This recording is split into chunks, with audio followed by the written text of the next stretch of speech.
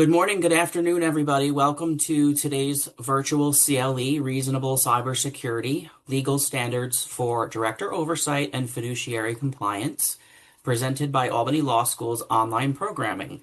I'm Tom Rosenberger, Assistant Dean for Online Programs here at Albany Law, where we are celebrating 175 years of transforming legal education.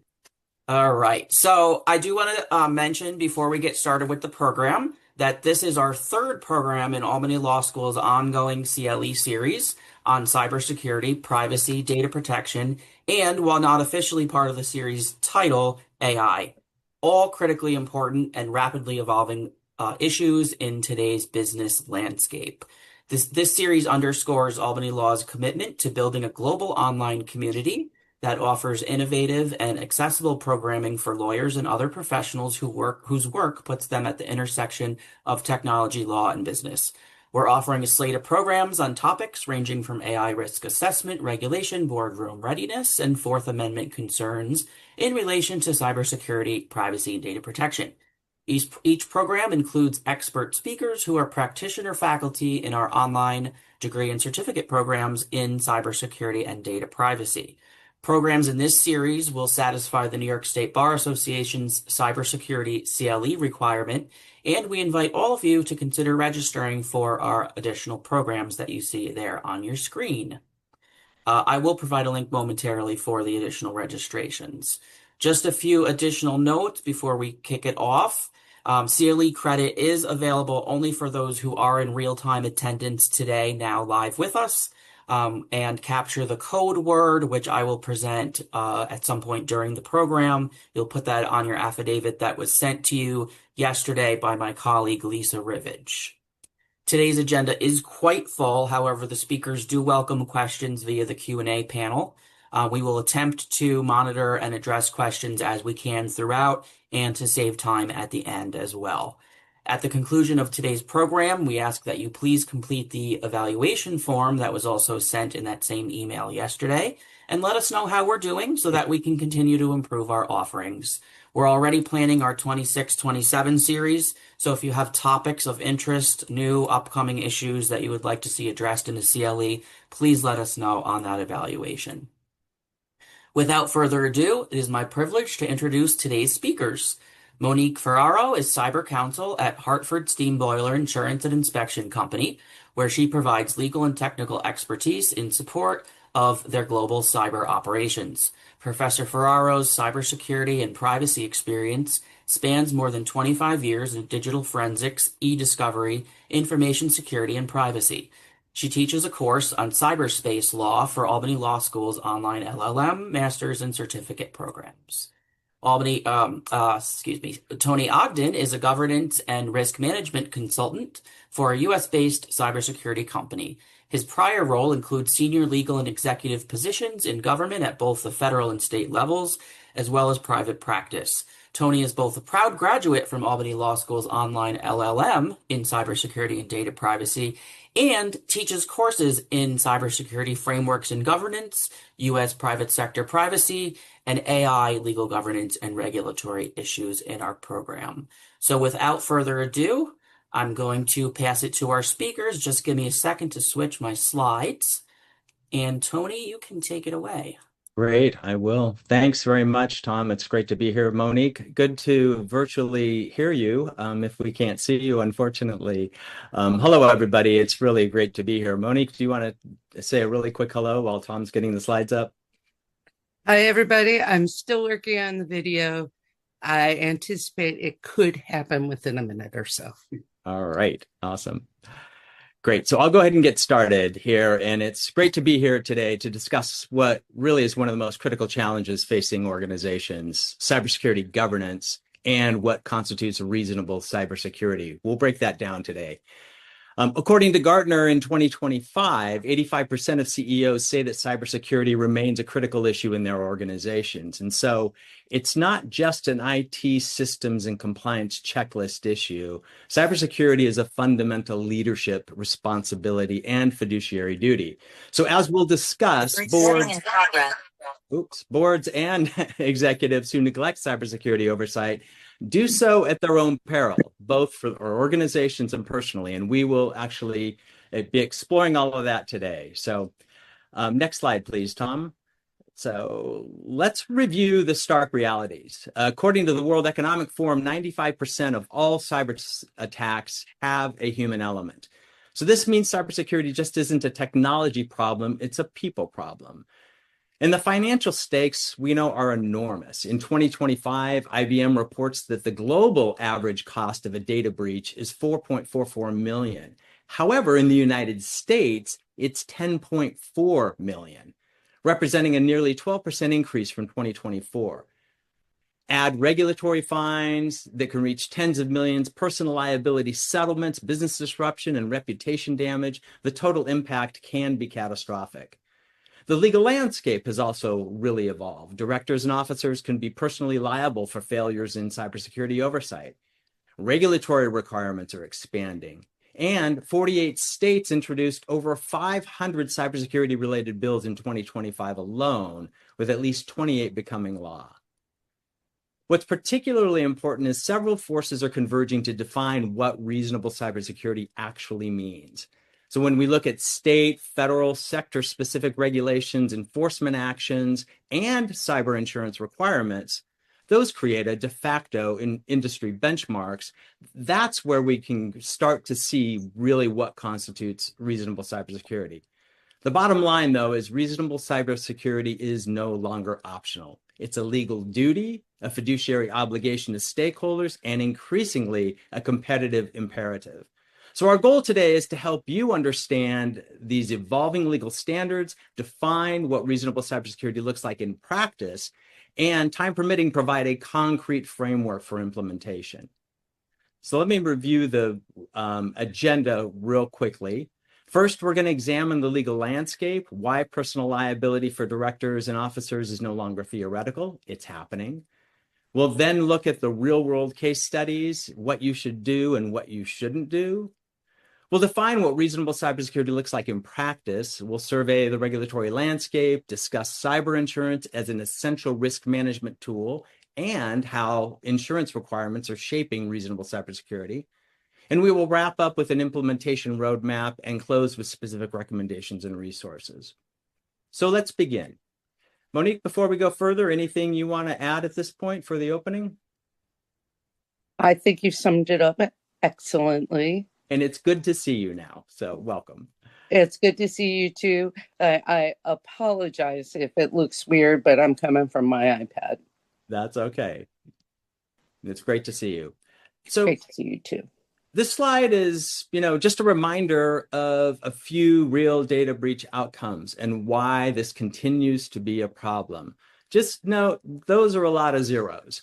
And, next slide, please, Tom. And lest we forget this particular nightmare, the settlements, fines, litigation costs, the impact on affected companies of the SolarWinds was estimated at $12 million for each company, 18,000 companies, for a $216 billion impact.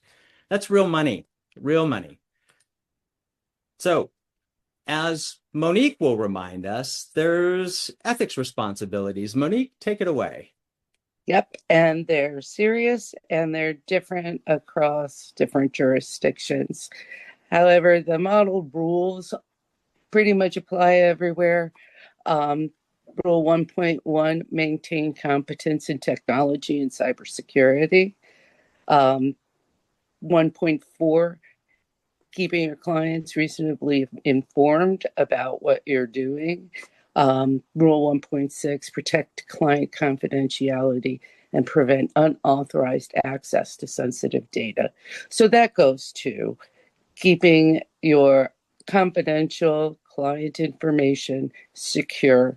And if it's not, if you've had a breach, you need to report that to your clients. The ABA Formal Opinion 483, worth reviewing. It talks about lawyers' obligations to notify clients regarding a data breach or a cyber attack. New York has a requirement in particular that you, as attorneys, have to sit for 1 hour of continuing legal education in cybersecurity, privacy, and data protection. Thanks, Monique. Mm-hmm. So let's get into it. Board oversight of cybersecurity is under increased scrutiny. But we can't say we weren't warned. Looking back in 2012, the National Association of Corporate Directors warned of an IT confidence gap then due to the aging directors.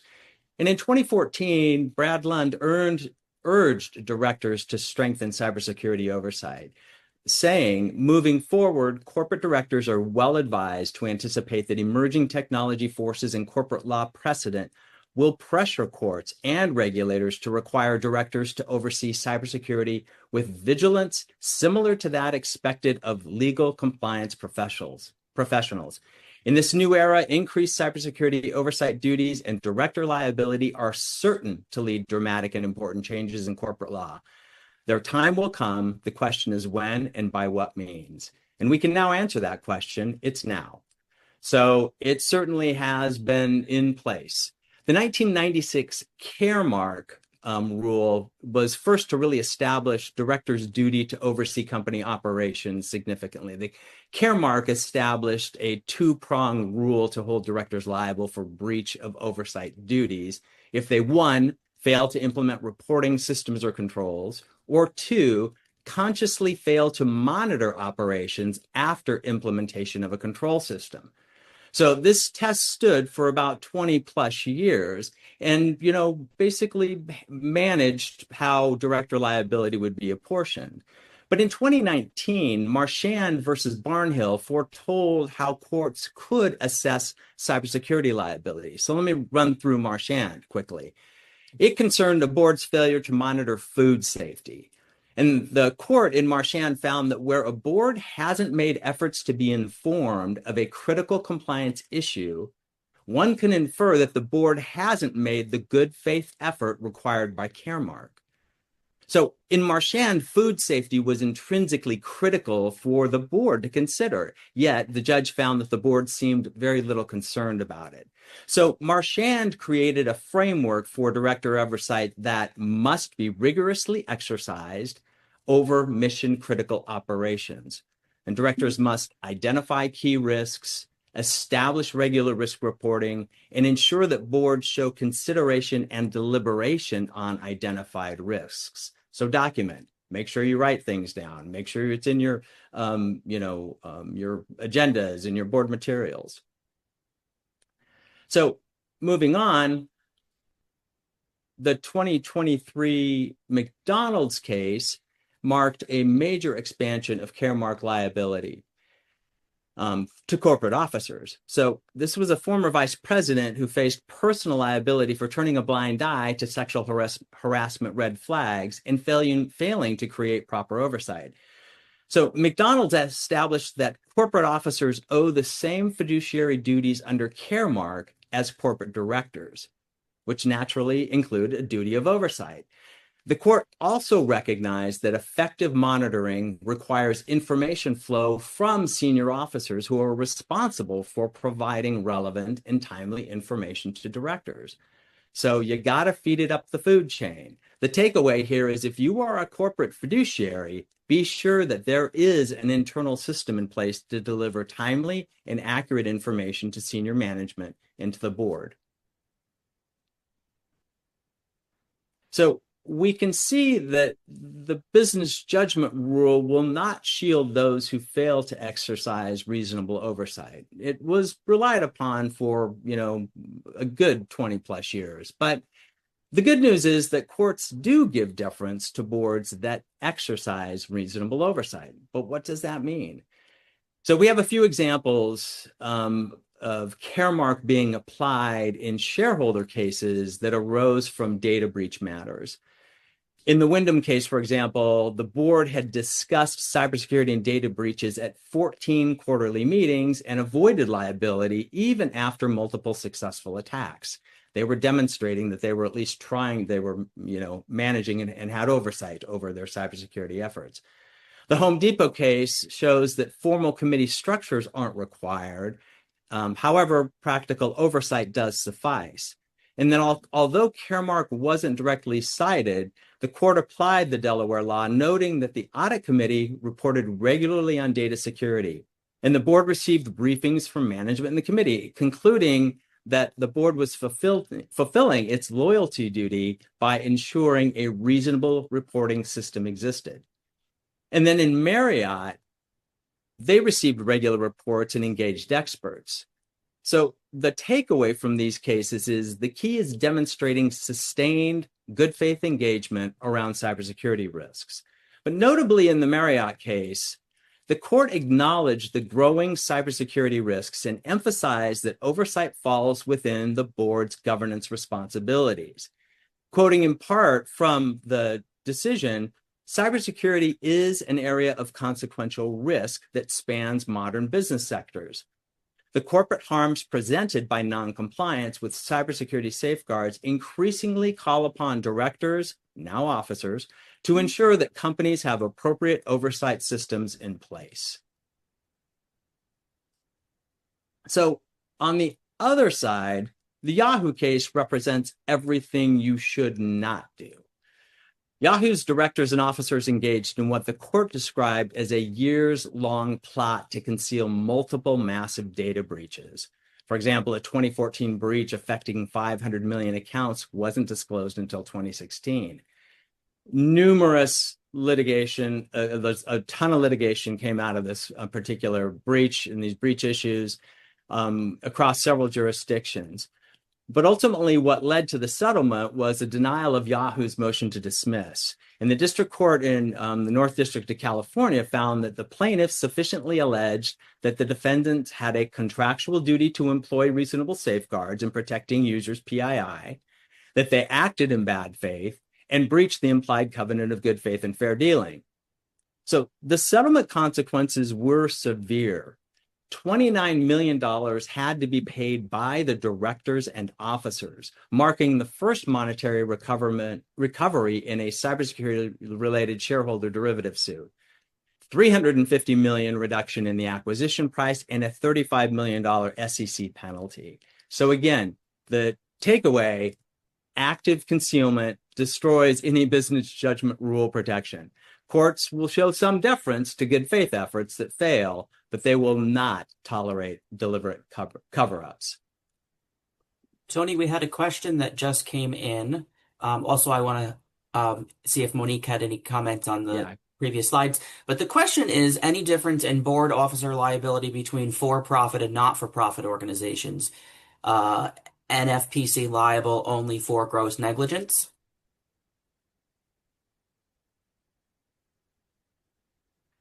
I have not seen a difference between for-profit and not-for-profit, but generally, the larger and more sophisticated and complex the organization, the more likely it is that they're going to be held liable for some kind of breach, and it's going to be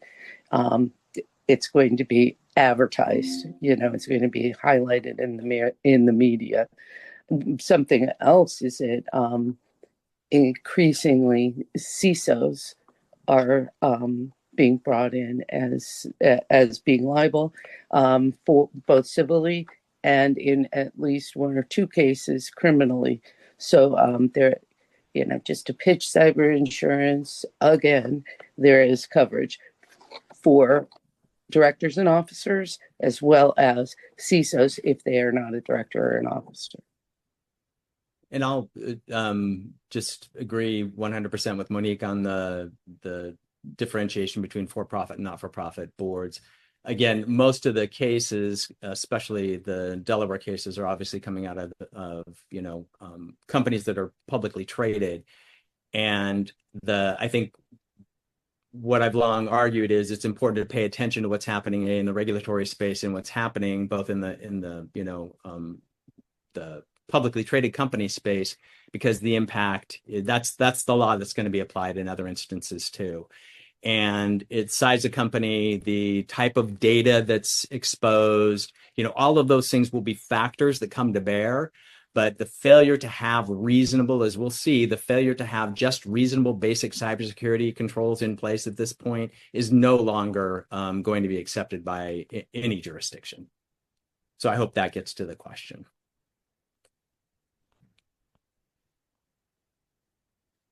So we'll move kind of quickly through the next couple of slides, but in the US, Congress has really struggled to establish national standards for cybersecurity and data privacy, AI, resulting in a patchwork of state laws, sector-specific federal rules, and reporting requirements.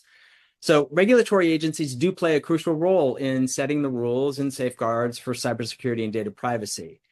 And the SEC, as an example, those cybersecurity rules, and I think probably most everybody's familiar with them, became final in July 23.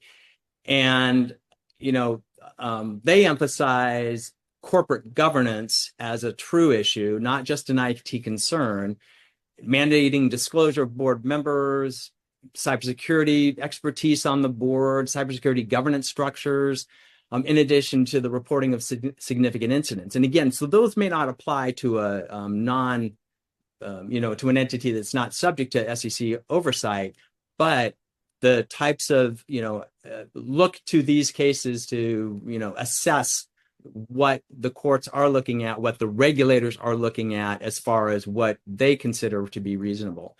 I think the SEC commissioner back in 2018, said that the cyber threat is a corporate governance issue. Companies that handle it best will have relevant expertise in the boardroom and the C-suite. So again, this isn't new information. The regulators and courts have been projecting this for some time, and the trajectory is just growing for greater disclosure and board accountability.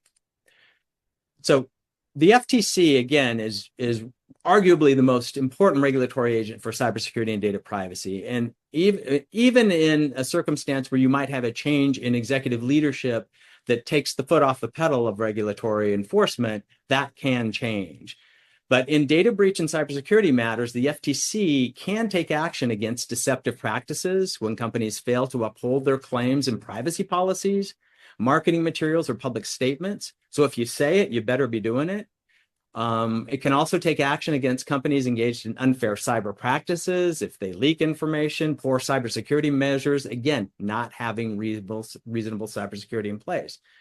So the FTC's enforcement actions also help shape reasonable cybersecurity practices, at the C-suite. In select cases, the FTC has held C-suites executives personally liable in consent decrees, especially, again, if they control or participate in security practices.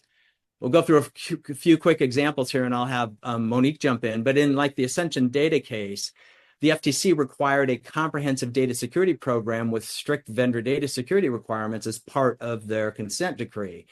In 2022, the FTC took action against two companies, Drizzly and Chegg, and these are both significant. In Drizzly, it took action against the company and the CEO for security failures that resulted in a data breach of over 2.5 million customers. Both Drizzly and Relis, who was the CEO, were required to destroy data, limit future data collection, implement a comprehensive written information security program, amongst a variety of other remedies. But notably, the order requires that Relis must implement an information security program at any future company he owns, leads, or is a senior officer, which is that agreement was good for the next 10 years. So in a complaint against Chegg, the FTC cited careless data security practices that expose sensitive information, including social security numbers, email addresses, and passwords of millions of customers. And Chegg was required to implement a comprehensive information security program, amongst other remedies. Monique, any insights on FTC? Yes, the Office of Civil Rights within FTC. That's usually the one that's going to come after you, and they have some teeth. So when you will see cases where not only OCR, but also state regulators are involved, and they are going to institute penalties as well, because because there is a vacuum at the federal level for regulation, states have moved in, as Tony mentioned before, and that has become a relatively large source of revenue for them. Well, and again, we'll talk a little bit more about this, but when you see the prevalence of state privacy laws and now AI specific laws and others, the state issues are really relevant when it comes to having to meet your compliance obligations when it comes to cybersecurity and data privacy. So we can, yeah. So I think we've tried to lay the framework here for some examples of, why this is important. So let's clarify here too that we're talking about two particular issues.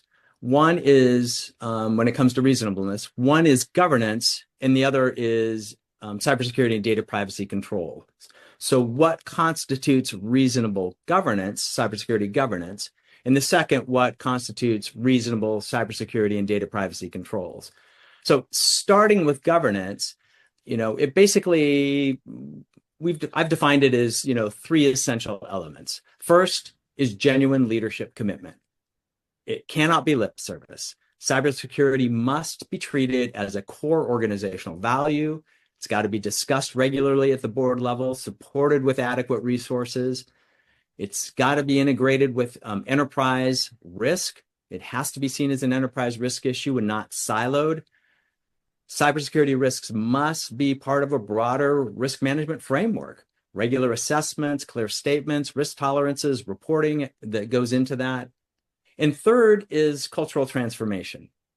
Requires the organization to have training, accountability measures, and most importantly, leadership. Again, modeling what you expect of your employees. Professor Ogden? Yes, Professor Ferraro. Does that mean that CEOs and folks in the C-suite should not have Post-it notes on their computer with their passwords on it? Probably not a really good practice. Yeah. So, and I think, Professor Ferraro, given your exposure in the insurance area too, technology alone cannot solve this problem. If technology could solve the problem, we would have fixed it, right? Because there are tons of technology solutions out there. Yet each year we see the breach volume increase and the impact increase. So we're not solving this from a technology perspective. It requires comprehensive governance approach. So again, moving on to kind of what constitutes reasonable governance, looking at Caremark and its progeny, the subsequent cases, it's established some really clear guidance on what reasonable governance looks like. The framework emphasizes effective oversight, transparent risk management. Directors and officers must implement reporting. They have to have information systems or controls in place. And once those systems or controls in place, they can't wash their hands of it. They have to continue to monitor and oversee operations.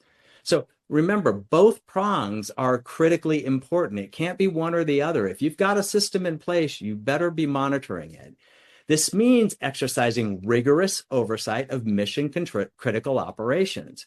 Identify key company risks. And I'm going to back up because mission critical operations, if you have sensitive data, if you're housing sensitive information or sensitive data, cybersecurity is a mission critical operation. End of story. If you don't deal with any sensitive data, you don't have anything you need to worry about if it got exposed and on the front page of the New York Times, no worries. But if you have mission critical operations in place, you must have rigorous oversight. You have to identify your key company risks. You have to ensure board level monitoring and control systems, regular risk reporting, expert board members, consultants, audit teams, and the board records have to reflect that you've been deliberative in addressing the risks. We can move on, Tom. Thanks. Sorry. So now that we understand governance, again, let's re-examine reasonable cybersecurity and what it looks like. So we're going to look to a couple of here. We're going to look at FTC, we're going to look at CISA, we're going to look at some states. But looking at the FTC enforcement really provides, I think, a great insight into what at least the FTC considers reasonable cybersecurity. There have been enough consent decrees and enough orders and enough investigations at FTC to really kind of paint a broad framework of what's important. Risk identification, vendor and third-party risk management, underscore, underscore, underscore, written security programs, incident response plans that are tested, policies and procedures, training for everyone with access to systems or sensitive information, including third parties. And if you don't have multi-factor authentication enabled on all your critical systems, get out the paycheck. Do the checkbook right now. Just get out your checkbook. I would suggest contacting your insurance provider if you don't have MFA in place. But if you don't have MFA, chances are you don't have cybersecurity insurance. So, That's of true. course, a range of technical controls is also essential. But we'll skip over those right now. We have lists of what's critical here, but I think that's important. So CISA, everyone should know about CISA, the Cybersecurity Infrastructure Security Agency. And CISA has a wealth of free resources to assist you in establishing a robust cybersecurity program. And did I mention free? They're free and available. And CISA has really been on the cutting edge of establishing some really important cybersecurity frameworks. So they've developed a set of standards that for protective measures for any company, regardless of its size. And they're known as the cross-sector cybersecurity performance goals. And the CPGs were established really to respond to kind of an absence of controls within the critical infrastructure agencies, following, a couple of breaches in, some of the technology that happened around pipelines, let's say, for example. And so there was an ongoing concern that critical infrastructure wasn't paying attention to cybersecurity. So CISA came up with these basic CPGs. There's a great checklist you can go through. These are the bare minimum of what you should have. But they're organized around the NIST cybersecurity framework functions of govern, identify, protect, detect, respond, and recover. And so it's really, if you haven't seen the CPGs and you don't have a program in place, this is a really good starting point. I would add to the previous slide, as far as an incident response plan, please, I beg of you, keep a hard copy of it. Don't put your incident response plan necessarily on your server, and have everybody's cell phone numbers or their home numbers on that incident response plan so that you can find it when your system is encrypted. And even if it's not been corrupted or something, you will find that if you're using your incident response plan in the event of a major weather emergency and your power is out, you no longer have access to your incident response plan.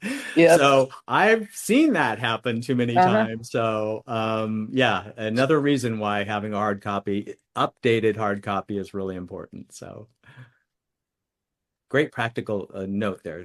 Thank you. Did we? We did. Sorry, I didn't.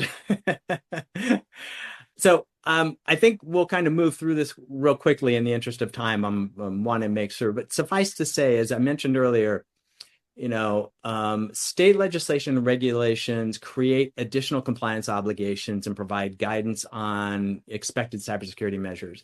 The New York Shield Act, the New York Department of Financial Services, California's new Privacy Protection Agency adopted final rules on, what companies have to do with respect to ensuring cybersecurity and actually having cybersecurity audits. But California is only one of 31 states that actually have laws requiring that businesses, that collect information have a, quote, reasonable security practices in place. So again, what does that mean? Well, that's why you're here today. So again, according to the National Conference of State Legislatures, 48 states and Puerto Rico introduced or considered, again, more than 500 bills or resolutions dealing with cybersecurity.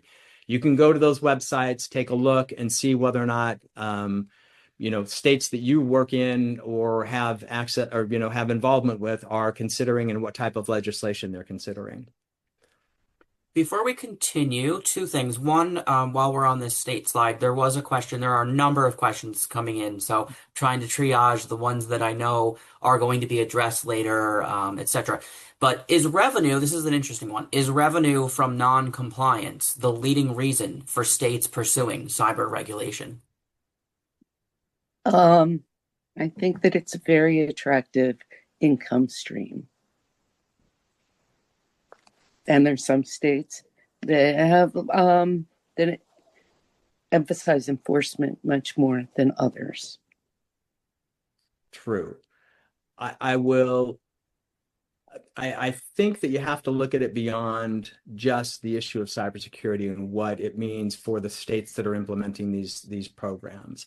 Because again, like for example, California is a prime example of it following on the CCPA, the California Consumer Privacy Act, and the California Privacy Rights Act. So California has adopted very strict privacy requirements, and again, following on the GDPR. But so when you think about what the states are that are adopting these broad privacy requirements, cybersecurity becomes more critical because of the privacy requirements that are, that the state is guaranteeing, so to speak, in the absence of any federal comprehensive legislation. Again, the feds have failed to adopt any federal comprehensive legislation here, so the states have had to pick up the ball. There may be a revenue stream involved, but I think the driver really is protecting, I want to believe that it's about really protecting the privacy rights of states in the absence of any federal oversight or legislation, I should say. Thank you. And then before we proceed, it is time. I will announce the code word, which again, you will need to write down and spell correctly on your affidavit in order to receive the CLE credit for today's program. The code word is action. ACTION, action. And I am not allowed to put it in chat or repeat it later, so be sure that you're paying attention right now and you've captured the code word action. Terrific. Monique, take it away. So insurance is well known for setting the standards for security and for risk management in many different ways. Notably, our company has set, Hartford Steam Boiler set the standards for steam boilers. There weren't inspections before Hartford Steam Boiler came along. Now there are inspections. There are standards for, when you clean a steam boiler and stuff like that. So it's a similarity to cyber because insurers set standards when they're underwriting new applications for new policies. So some of the guidelines that are used, and again, one of the things to bear in mind when we're talking about cybersecurity and reasonableness is the size, the complexity, and what kind of data a company collects and processes and stores, right? If you're a pizza place, that's one thing. If you are a publicly traded company with 50,000 employees, a completely different ballgame, right? So these underwriting standards are going to be different depending on the size and complexity of the organization. By and large, you need to have a risk assessment, security controls, technical and administrative, right? So a technical control would be having a firewall, having an administrative control would be something like if you get an email requesting that you change the address for a vendor that you are paying on a regular basis, and or an account number is changed for that vendor, you need to contact them in, either by phone with a phone number that is not provided in the email, that asked for the change, but in a previous the previous email or previous record. So that would be, an administrative control. Have an incident response plan. We talked about that. Network security update and patch regularly. Have password policy. Encrypt data in transit and at rest. And if you don't, at least encrypt your PII, personally identifiable information, and your public health and protected health information, because that's really what this is all about, is protecting the security of that information. Have security awareness training, third-party vendor risk management, because I know that many of you follow the news about this. Quite a few of the largest, most severe cyber attacks have been against third parties, and the ramifications of that is that you are, it's because it's your data and they have your data. You're the ones who have to report, and you are the ones who are probably going to get sued, or at least hauled into court with whoever that vendor was. Regulatory and legal compliance, we're going to ask for documented evidence that you're in compliance. At the very least, you'll have to swear that you're in compliance. Moving on. Professor Ferraro, a question came in that I think is relevant to your the third-party discussion you had. How can a company effectively ensure that all stakeholders across its supply chain comply with and follow the defined cybersecurity policies and standards? So again, I think this is the challenge of a lot of organizations have in their contract terms and such. What is your experience kind of led you to? How do you do effective third-party management of supply chain? Well, it can be, again, it depends on the organization, right? If you've got a big organization, you really should have a third-party risk management team that's going to review the contracts, is going to have the vendors, prior to engaging them, complete a review that involves like a service.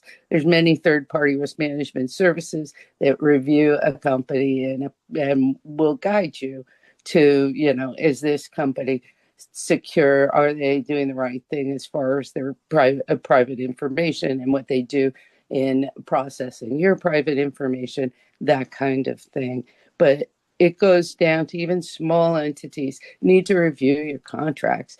That's a key component of keeping yourselves from being liable in an incident, right? Do your due diligence. Do a site visit if it's a real big deal.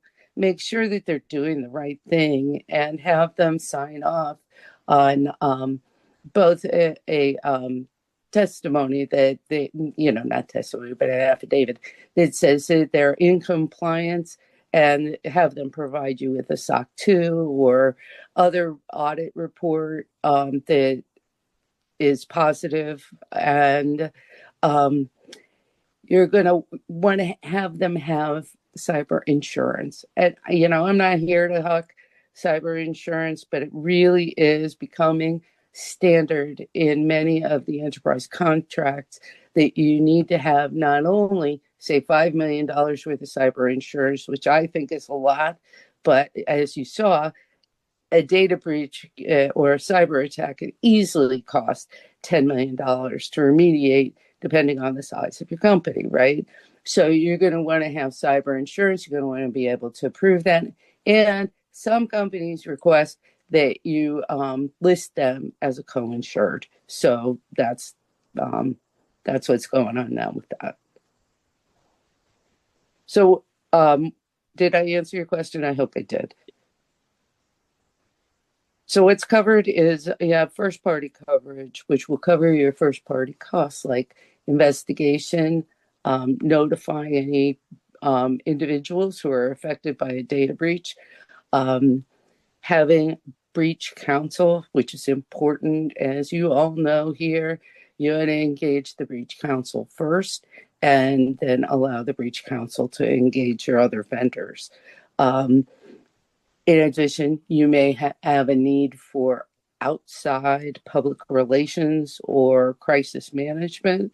That's all involved in that. And first party, ransomware negotiation and payments.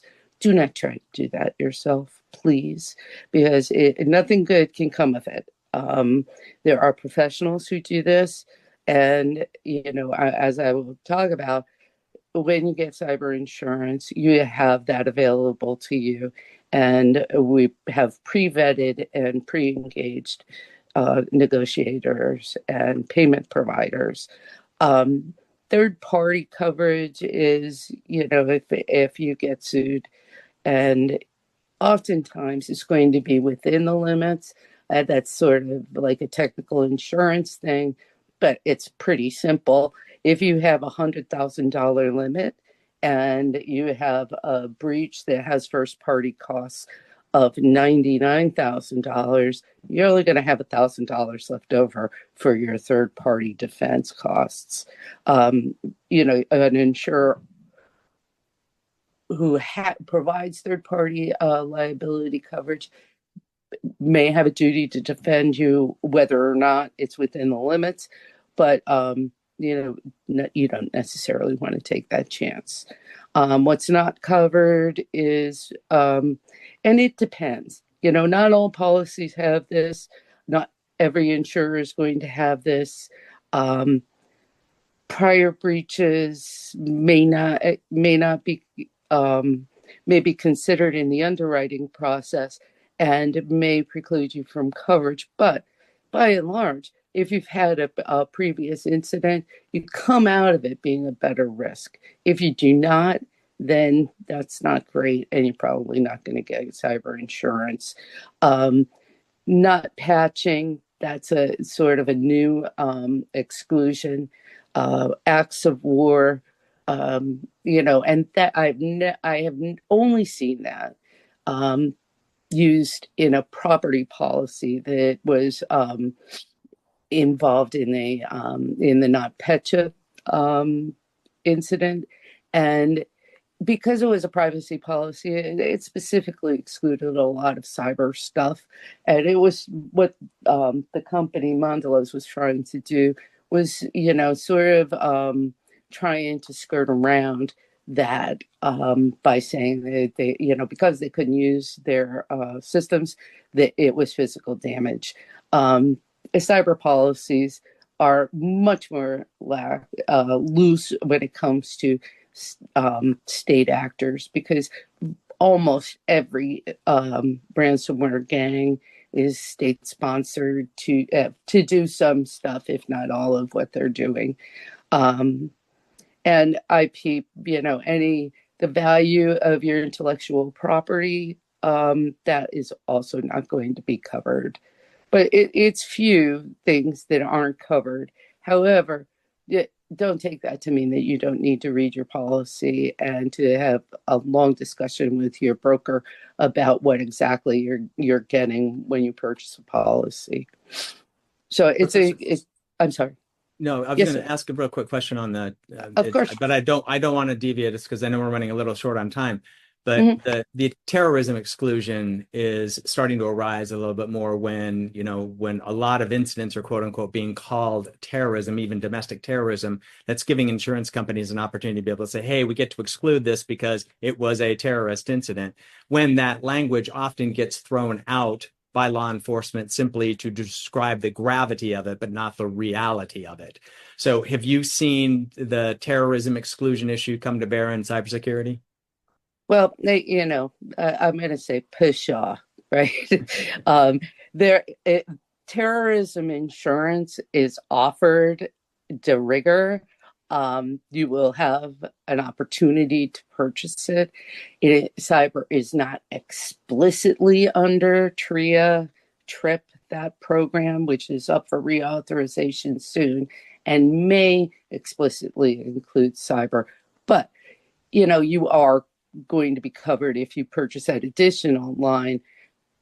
However, the concept of cyber terrorism is so nebulous as to, by and large, insurers, they veer on the side of covering rather than not.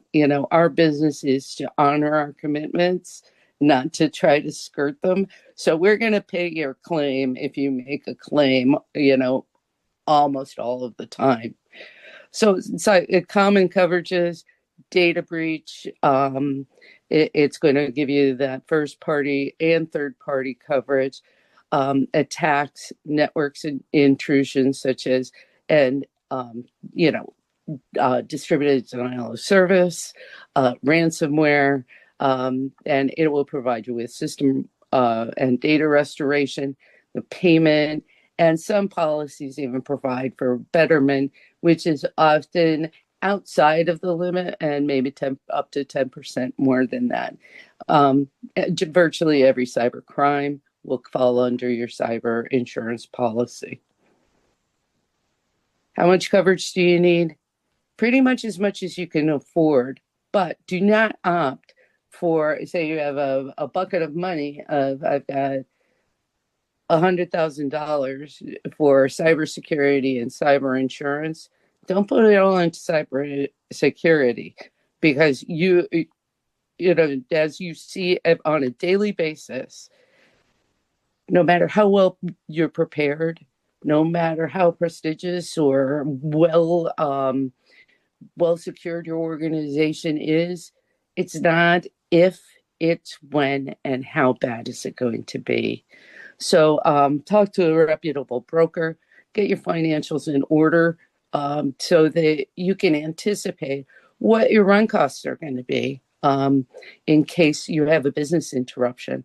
It's critical because, a lot of companies, if you say you lose all your data, say you can't get back to your backups, how are you going to know how much it costs you to keep yourselves in business during that time that you're down?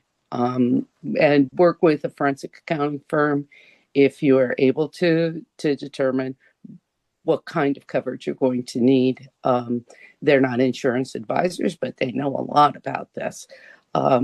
So next slide. When you get a cyber policy, you get way more than insurance. As I mentioned, you have a pre-vetted panel of providers, and they've worked together before. They're familiar with all of the incidents. They have intelligence on what's going on with the various bad actors, so they can tell you what strain of ransomware. For instance, if it's a ransomware attack, they can tell you the likelihood that you're going to be able to decrypt your data and whether or not you should pay the ransom, right?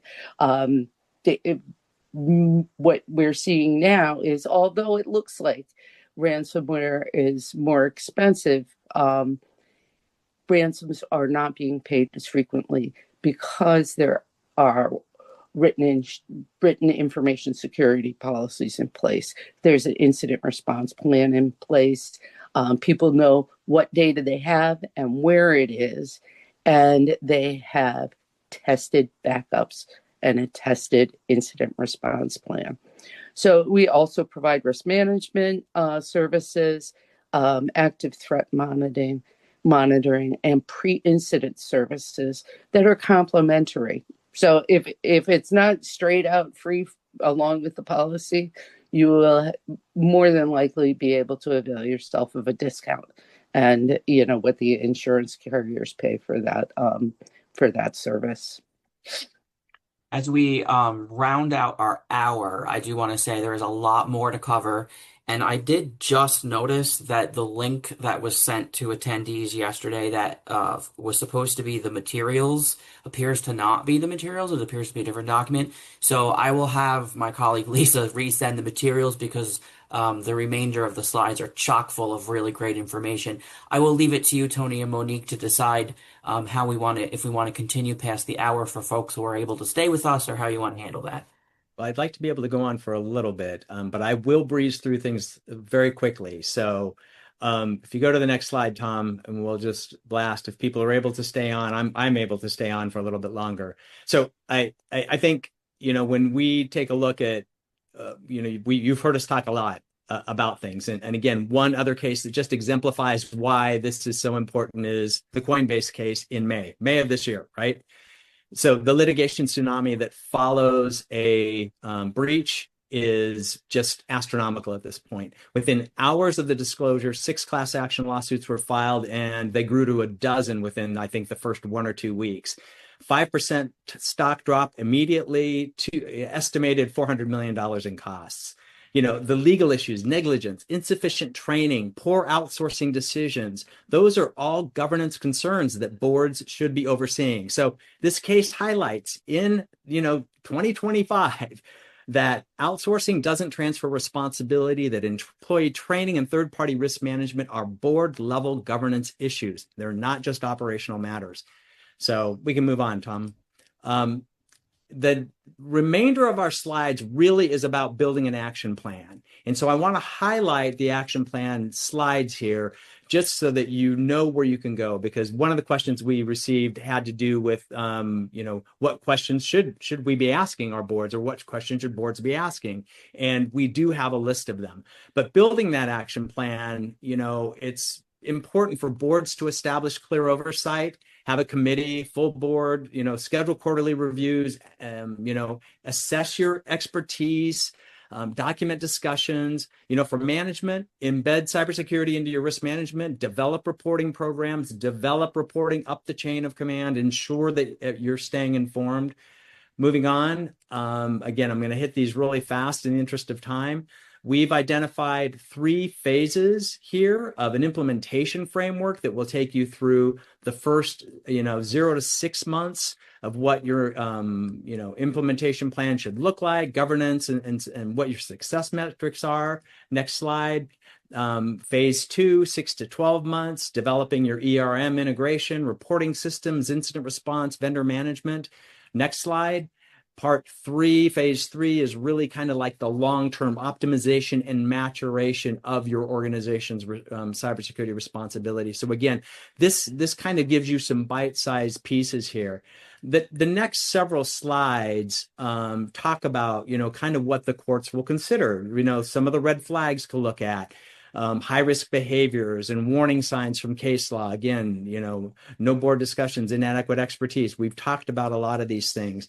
The next slide has to do with board composition and expertise.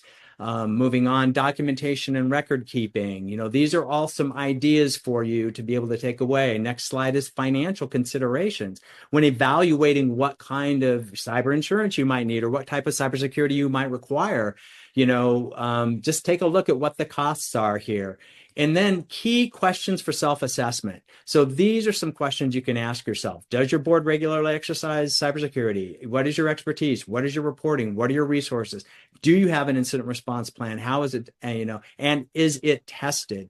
What documentation do you have in place? How are you integrating it? What's happening as far as training and development and within your organization? So again, next question is how to start. Well, you can start now. It really does. It doesn't take anything other than to start doing the assessment. Conduct your governance assessment, set up a board oversight, engage cybersecurity experts, start talking about cybersecurity within your organization more regularly. And then as we will completely skip the future outlook because it's terrifying. We'll go on. AI, come back for the AI version of this because that's a lot of fun. Yeah. So before we go, there is a list of terrific resources here that we wanted to provide. I wanted to make certain that you left with some tools. So The links in the materials that you get are active. They will take you to the right place. And they'll really help you in developing and maturing your cybersecurity program. There's CISA, NIST, and the Center for Internet Security. And again, I've included in the appendices a lot of additional information. So with that said, you have a future in being an auctioneer, my friend.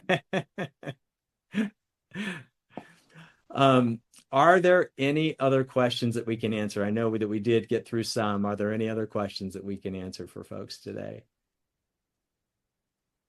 There's nothing else currently pending. We'll give Great. folks another minute, see if anything comes in. While we do that, I just want to say thank you sincerely to Tony and Monique for clearly doing an excellent job preparing today's chock-filled session. So, as I said a few moments ago, we will ensure that the slides do get sent out. I think there was an error in yesterday's email and they weren't shared. So the ones that we just ran through very quickly, you can take a look at those. And of course, you see the contact information on the slide here. With no further questions, is there any additional final comments from the team? Well, please email me, reach out to me if you have any questions, and connect with me on LinkedIn. I post a lot about this kind of stuff, and I welcome your connection and probable future friendship. Great. And I'll just echo, please don't hesitate to reach out if you have questions or if you want to, explore any of the content that we talked about here today a little bit further. And I do encourage you to take a look at the resources that we've provided. There's lots of information there. And if you have any questions about any of it, please don't hesitate to be in touch. The cases that we've cited, the resources that we cited, and some of the FTC enforcement actions are also included in the appendices too. So thank you very much. Thanks, Tom, for the ability to be able to do this. Monique, as always, it's great to see you, and I enjoy being able to work with you in this capacity. It's just terrific. Likewise. And thank you, Tom. Yes, of course. My final word is if today's program was just perhaps the tip of an iceberg that you want to explore further, in addition to reaching out professionally to these folks, I will shamelessly add a final plug for our program. I know we have many alumni on today's call, and probably when you were most of you were at the law school, we didn't have a completely specialized LLM and certificate option online for professionals who are practicing in this space. So check it out if you're interested, and I'd love to talk to anybody about it further. So with that, thank you again for attending, for giving us a bit of your time today, and we hope to see you at our future events. This concludes today's event. Bye-bye. Bye-bye.